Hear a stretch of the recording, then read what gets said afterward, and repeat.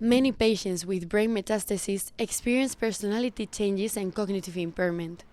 A pioneering study may have found the reason why it happens. Cognitive loss in patients with brain metastases may be due to a tumor hacking the brain's activity. When cancer spreads in the brain, it interferes with communication between neurons. This is a discovery made by researchers from the Spanish National Research Council and the Spanish National Cancer Research Center, now featured on the cover of the scientific journal Cancer Cell. As Manuel Valiente, head of the CNIO's Brain Metastasis Group, explains. So initially it was thought that people that have a brain metastasis might develop neurocognitive symptoms because of the size of the metastasis, the location, and so on. This is because of the mass effect.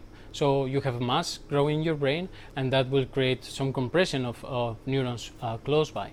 However, the reality is that not all patients develop symptoms, and it not always correlates the size of the metastasis with the amount of neurocognitive impairment. So we have challenged this paradigm, and we have found a new explanation on why this could affect some of these patients with brain metastases.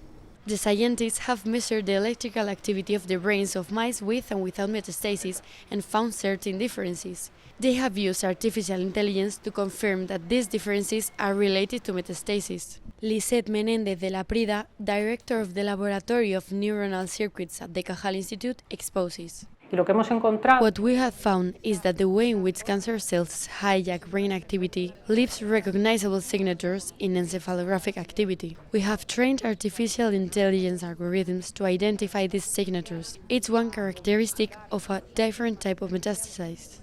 Thus, they acquire new identification capabilities, and when we confront these algorithms with electrical recordings of metastatic processes they have not seen before, they are able to classify them with a reasonable certainty. The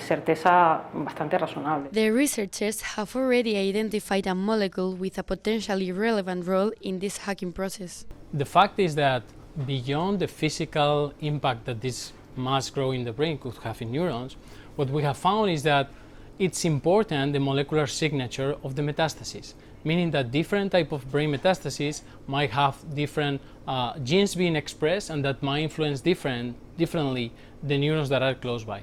We have identified indeed some molecular mechanisms that might be the proof of concept of a new opportunity to develop not only to develop this knowledge further, but also to develop new therapeutic applications and ways to follow brain metastasis non-invasively.